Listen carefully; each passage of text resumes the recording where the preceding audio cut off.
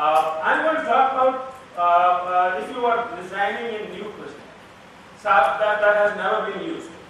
But in majority of areas, questionnaires are available, existing. Majority of variables have already been studied. Why reinvent the wheel when somebody else has already done it? Right? Use those standardized questionnaires at least as a basis of designing a new questionnaire. Right? Nobody stops you using them as a basis. And then, based on the 2-3 things that affect a questionnaire, application of a questionnaire, that is social, environment, social, political, and business environment. In case of social sciences, right? These 3 factors actually affect the whether the questionnaire that has been used elsewhere can be adopted as it is or not. Because social environment might be different, business environment might be different, political environment might be different. So you might need to change some of the statements that have been used in the questionnaire. But majorly, you can use those statements, and that makes your life far easier. So carry out a detailed review before you start working on your questionnaire. And while carrying out review, whatever questionnaires you come to your hand, that means, and you might not find direct questionnaires. Nobody attaches a questionnaire at the end of the research paper. But you will find factor analysis carried out by researchers, and during that factor analysis they will indicate that these 4 statements converge on factor 1, these 3 converge on factor 2, they will write the statements. So you can take from the factor analysis the number of statements, or during discussion or during interpretation of results, the person will talk about that this factor comprising of these statements is different, or these 2 groups differ on this factor, and the factor comprised of these statements. So during discussion also you might find.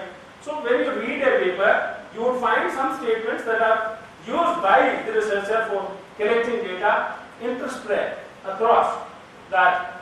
While doing even review of literature, he might indicate that this is the questionnaire that will be used for the study by somebody else, questionnaire designed by somebody else.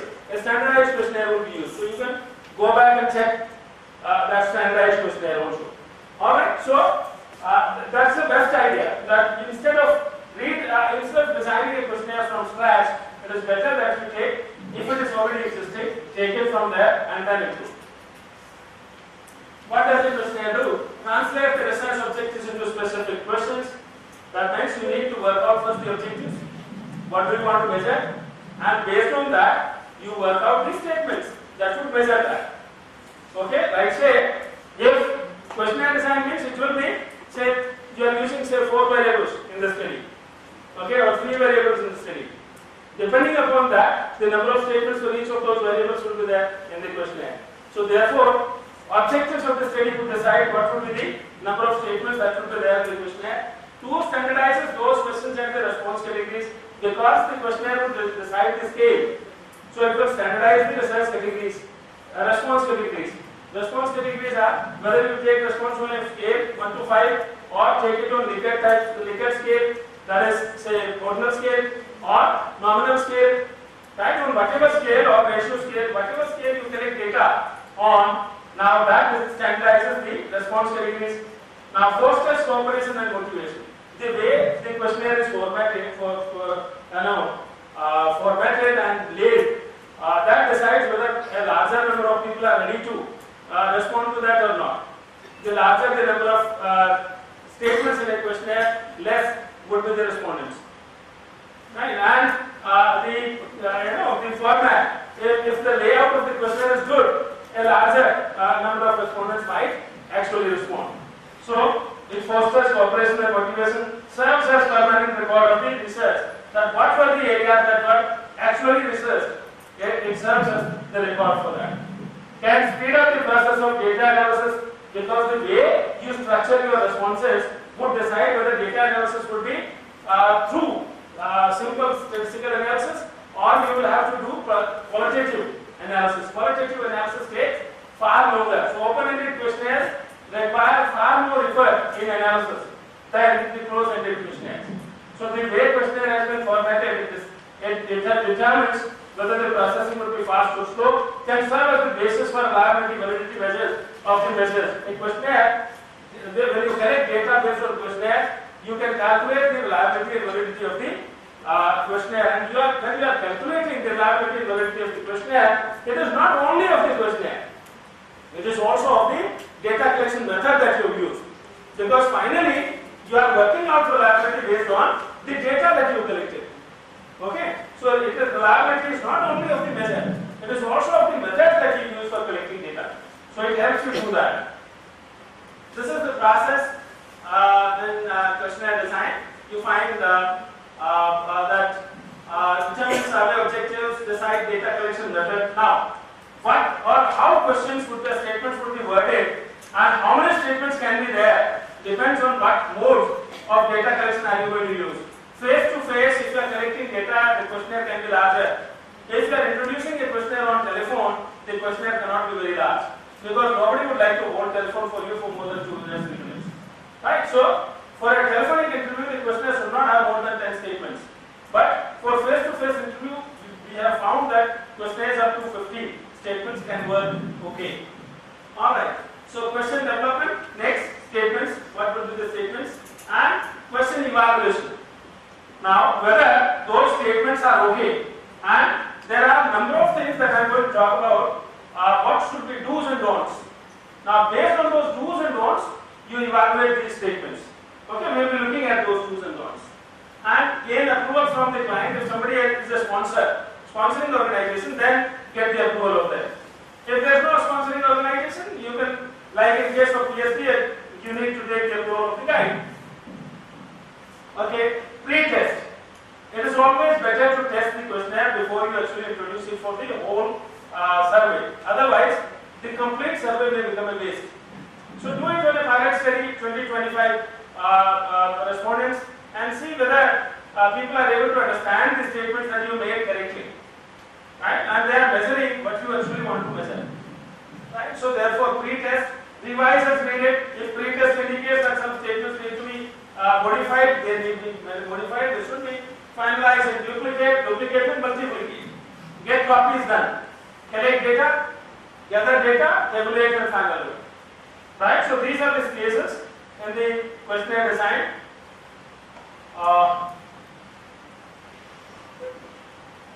This question development is the practice of selecting appropriate response formats and wording questions के हो गया. ये marketing का था, so I am reading it. Now, I am asking when you are wording questionnaire, because I talked about wording. Now, if these are the two statements I am giving, a broken headline and the broken headline, which one will give? We will get more responses from respondents. A broken or the broken? Okay. The broken is a specific headline, so it cannot get more responses. A broken is any headline broken, right? A headline broken is any headline broken, and the headline means a specific headline broken. So a headline broken would always get more responses than the headline broken. Okay? So when you work, even some small changes like that can make a difference. So while wording questionnaire, we need to be very careful. That's the reason why. Now, I am coming to real thing that what should be there, what should not be there. These should never be used in questionnaire. All, always, any, anybody, ever, every, never. Why? Why shouldn't they be there? They are extreme positions. We should always avoid, because people would not respond, or people would not respond correctly to extreme positions. So we should always avoid extreme positions in questionnaires. So all these should not be there. All, always, any, anybody, ever, every, never. I have talked about that. Now, do's. We will be looking at do's. There are 4 do's that I have put in here. The question should be focused on a single issue or topic. Okay? Any statement which you make should be evaluating only one thing. It should not be understood differently by different people. then it can evaluate something else. Like in this case, I give you a statement, what type of hotel do you stay in on a trip? Now, the respondent doesn't know what kind of a trip that we are talking about, whether it's a pleasure trip or a business trip. So have we specified on a business trip, the hotel type may be different. If we specify pleasure trip, the hotel type may be different. And different people can understand differently. And let's write that. Right? So we should specify whether a pleasure trip or a business trip. And note of final destination. You are going for a pleasure trip, but this hotel you are trying to select, say from Gwalior, you are going to you're going to Jammu or you're going to Kangra, say you are from here, you're going to Kangra, right? And in between, say you have to stay at Delhi. So, selection of hotel at Delhi and Kangra would be different because at Delhi you are going to stay for a few hours, but Kangra you might stay for 7 days. So you would always go for a good hotel at Kangra rather than selecting a normal hotel because you have to stay only for 4 hours. So, if you do not write correctly, you might get wrong responses. Okay, so your statement should be crystal clear. It should be measuring only one thing, and it should not be indicating that it can measure number of things. Okay, one. I'm not talking about double barrel here. Double barrel I have come to. The question should be brief.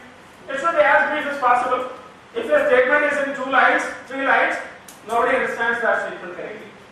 It should be as brief as possible.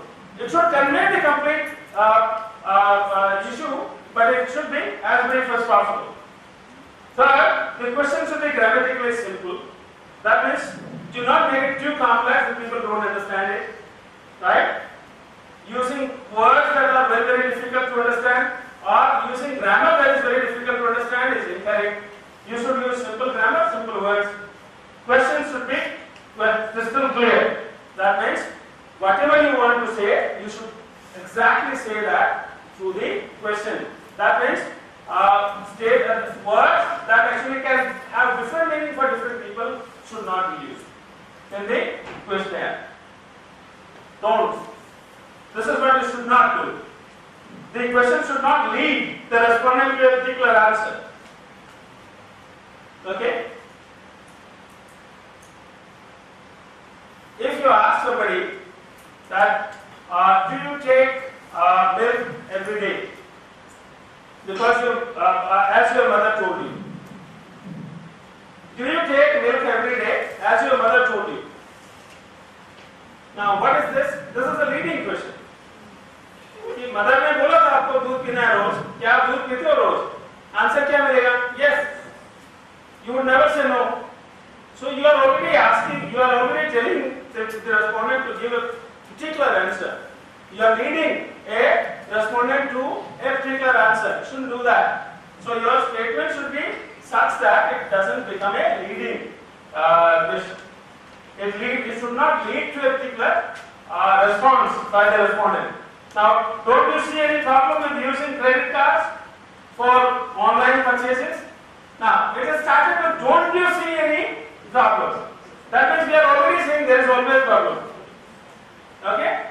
So, we are leading the respondent to give an answer, yes, I see problems. Okay? Next, the question should not have loaded wording or phrasing. Okay? Loaded wording or phrasing. Now, I'll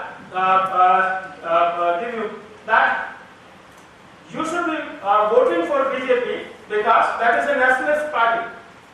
Now, it is a loaded question because you are you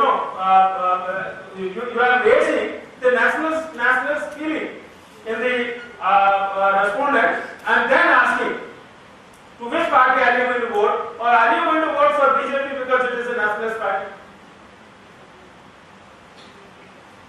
Right? Or the other way around, are you going to vote for BJP because it is a communal party? वो उल्टा आएगा उसका. right? So these are the examples of loaded, emotionally loaded questions, and we should avoid, right? We should not use loaded questions. The question should not be double barreled. Okay, killing two birds using single shot, right? Use a single statement to take responses on two things, right? Like, say if you are saying, if you are asking for, say, repurchase issue I was talking about earlier, that are you, instead of asking this simple that are you going to repurchase this bird, if you ask, are you satisfied with this bird? Are you going to purchase again? Same sentence. Are you satisfied with this brand and are you going to purchase again? Right? Now you are measuring two things. Satisfied and purchase.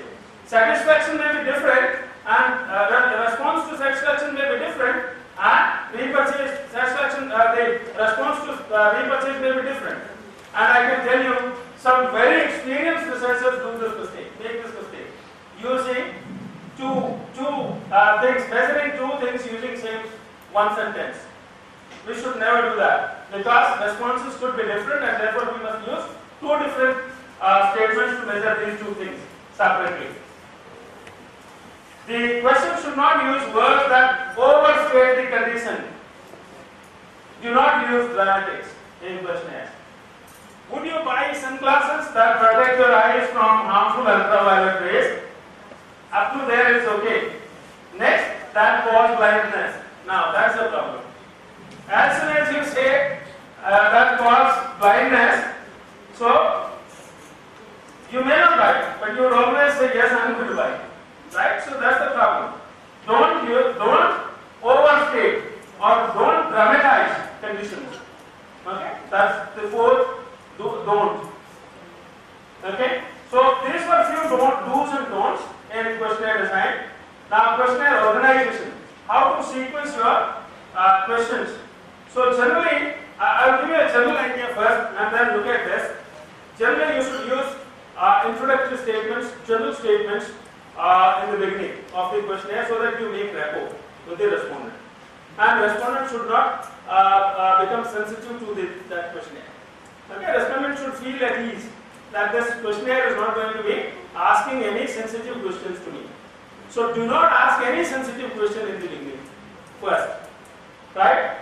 Now, second part, first part is introductory. Second part is ask the global questions first. Okay? The global questions first. That means if you are measuring a variable and you're developing a questionnaire for a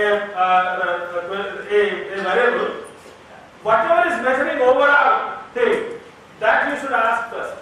And then funnel out for different parts of that variable. That means you should go deeper into the variable in the third stage. Second stage should be the global questions, the overall questions. Third stage should be the branching. Okay, in the variable, if there are number of parts of the variable, that should come in the third part. And the last part should be the demographics. Last part of the questionnaire should be demographics.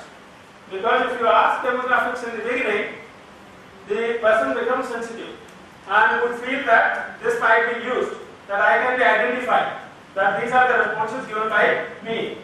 But if he has already given response and then you are asking, the responses are already there. Okay, so ask, the demographics should be added at the end. And do not ask for demographics unless you need them. It is always better not to ask demographics wherever you are not needing. Only where the demographics would be used in the research, you collect data on demographics only there and not otherwise.